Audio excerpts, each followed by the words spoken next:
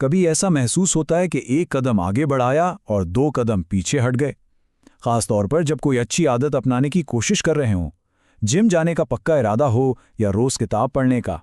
یہ سب شروع میں تو بڑے اچھے لگتے ہیں، لیکن پھر زندگی بیچ میں آ جاتی ہے۔ یہ ایک بہت عام احساس ہے اور اس کی وجہ ہمت کی کمی بالکل نہیں ہے۔ تو آج ہم پردے کے پیچھے چھپی سائنس کو سمجھنے کی کوشش کریں گے کہ آخر یہ عادتیں بنتی کیسے ہیں اور قائم کیسے رہتی ہیں۔ یہ صرف زیادہ کوشش کرنے کی بات نہیں ہے، بلکہ اپنے دماغ کے ساتھ ہوشیاری سے کام کرنے کی بات ہے۔ تو چلیں اس میں گہرائی سے اترتے ہیں۔ سب سے پہلی اور سب سے بڑی غلط فہمی جس کو دور کرنے کی ضرورت ہے وہ ہے ول پاور، یعنی قوت ارادی۔ ہم میں سے اکثر لوگ یہی سوچتے ہیں کہ اگر ہم کوئی عادت نہیں اپنا پا رہے تو اس کی وجہ ہماری کمزور قوت ارادی ہے، لیکن سائنس کچھ اور ہی کہانی سناتی ہے۔ تو اصل نقطہ یہ ہے، کامیابی زبردستی یا خود کو مجبور کرنے سے نہیں ملتی، بلکہ یہ سمجھنے سے ملتی ہے کہ ہمارا دماغ قدرتی طور پر کیسے کام کرتا ہے، اور پھر اسی علم کو اپنے فائدے کے لیے استعمال کیا جائے۔ یہ دماغ کے خلاف لڑنے کے بجائے اس کے ساتھ مل کر کام کرنے جیسا ہے۔ تو دماغ کا یہ قدرتی رجحان ہے کیا؟ دیکھیے، ہمارے دماغ میں ایک حصہ ہے جو ہماری عادتوں کا ایک طرح سے پوشیدہ ہیرو ہے۔ یہ بالکل ایک آٹو پائلٹ سسٹم کی طرح کام کرتا ہے، جو روزمرہ کے کاموں کو خودکار بنا دیتا ہے تاکہ ہماری توجہ بڑی چیزوں پر مرکوز رہے۔ اور یہ رہا وہ ہیرو، بیسل گینگلیا۔ دماغ کے گہرے اندر موجود یہ حصہ ہمارے خودکار رویوں کا مرکز ہے۔ جب ہم بغیر سوچے سمجھے گاڑی چلاتے ہیں یا دانت برش کرتے ہیں تو یہ بیسل گینگلیا ہی کام کر رہا ہوتا ہے۔ جو لوگ کامیابی سے عادتیں بناتے ہیں وہ اپنے رویوں کو اسی آٹو پائلٹ سسٹم کے حوالے کر دیتے ہیں۔ تو یہ کام کیسے کرتا ہے؟ یوں سمجھیں کہ بیسل گینگلیا ہمارے دماغ کے شعوری حصے یعنی پری فرنٹل کارٹیکس کا بوجھ ہلکا کر دیتا ہے۔ پری فرنٹل کارٹیکس فیصلے کرنے اور مسائل حل کرنے کے لیے ہوتا ہے اور اس کی توانائی محدود ہوتی ہے۔ جب کوئی عمل عادت بن جاتا ہے تو بیسل گینگلیا اسے سنبھال لیتا ہے، جس سے ہماری قیمتی ذہنی توانائی بچ جاتی ہے۔ ٹھیک ہے، تو سوال یہ ہے کہ ہم اپنے دماغ کے اس آٹو پائلٹ سسٹم کو اپنی مرضی کے مطابق پروگرام کیسے کر سکتے ہیں؟ اس کے لیے 3 کلیدی حکمت عملیاں ہیں جو ایک پائیدار تبدیلی کی بنیاد بنتی ہیں۔ آئیے انہیں ایک ایک کر کے دیکھتے ہیں۔ پہلی چابی ہے انتہائی وضاحت۔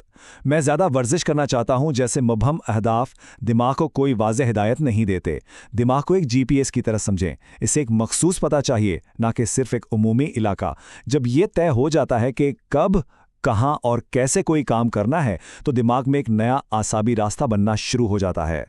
اسی وضاحت سے جڑا ہوا ہے ماحولیاتی ڈیزائن کا تصور۔ اس کا مطلب ہے اپنے ماحول کو اس طرح ترتیب دینا کہ جو کام ہم کرنا چاہتے ہیں وہ آسان ترین انتخاب بن جائے۔ جیسے اس تصویر میں دکھایا گیا ہے کہ رات کو ہی جم کے کپڑے نکال کر رکھنا صبح ورزش کرنے کے فیصلے سے ایک رکاوٹ ہٹا دیتا ہے۔ یہ ایک چھوٹا سا عمل ہے، لیکن یہ دماغ کو ایک واضح اشارہ دیتا ہے اور کامیابی کے امکانات بڑھا دیتا ہے۔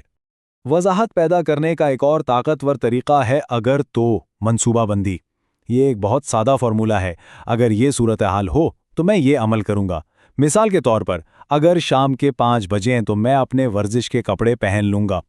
اس سے فیصلہ پہلے ہی ہو جاتا ہے اور اس لمحے میں قوت ارادی کی ضرورت ختم ہو جاتی ہے۔ اب آتے ہیں سب سے طاقتور حکمت عملی کی طرف۔ یہ صرف ہمارے کاموں کو تبدیل کرنے کے بارے میں نہیں ہے، بلکہ یہ ہماری شناخت کو بدلنے کے بارے میں ہے۔ یہ سوچنے کے انداز میں ایک بنیادی تبدیلی لانے جیسا ہے۔ ہم میں سے زیادہ تر لوگ اسی طرح کی زبان استعمال کرتے ہیں۔ میں کوشش کر رہا ہوں۔ یہ جملہ غیر یقینی اور کمزور ہے۔ یہ دماغ کو پیغام دیتا ہے کہ ناکامی ایک آپشن ہے۔ اب اس سلائیڈ پر جو فرق ہے وہ واقعی دلچسپ ہے۔ ایک طرف خواہش ہے اور دوسری طرف ایک شناختی اسکرپٹ۔ میں ورزش کرنا چاہتا ہوں کہنے کے بجائے میں ایک کھلاڑی ہوں کا اسکرپٹ اپنائیں۔ ایک کھلاڑی ورزش نہیں چھوڑتا کیونکہ یہ اس کی شناخت کا حصہ ہے۔ یہ تبدیلی دماغ کے منصوبہ بندی کے مراکز کو متحرک کرتی ہے اور مشکل وقت میں بھی ثابت قدم رہنے کی طاقت دیتی ہے۔ آخر میں یہ سمجھنا بہت ضروری ہے کہ راستہ ہمیشہ سیدھا نہیں ہوتا۔ ہم سب سے غلطیاں ہوتی ہیں۔ اہم بات یہ نہیں کہ کبھی گرا نہ جائے، بلکہ یہ ہے کہ گرنے کے بعد کتنی جلدی واپس اٹھا جائے۔ کمال یعنی پرفیکشن مقصد نہیں ہے، تسلسل یعنی کنسسٹنسی ہے۔ اور اس واپسی کے فن کا سب سے اہم اصول اس ایک عدد میں چھپا ہے، 2۔ اصول بہت سادہ ہے۔ کبھی بھی 2 دن مسلسل مت چھوڑیں۔ ایک دن چھوٹ سکتا ہے، زندگی مصروف ہو سکتی ہے، لیکن کلید یہ ہے کہ اگلے دن فوراً ٹریک پر واپس آ جائیں۔ ایک بار کی غلطی ایک حادثہ ہے، 2 بار کی غلطی ایک نئی عادت کا آغاز ہے۔ تو رفتار دوبارہ حاصل کرنا کمال حاصل کرنے کی کوشش سے کہیں زیادہ اہم ہے۔ تو یہ سب جاننے کے بعد اب سوال یہ پیدا ہوتا ہے کہ اپنے لیے کون سی شناخت کا انتخاب کیا جائے؟ کیا ہم وہ شخص ہیں جو کوشش کرتا ہے یا وہ شخص جو ایک پڑھنے والا، ایک کھلاڑی یا ایک لکھنے والا ہے؟ انتخاب ہمارا اپنا ہے۔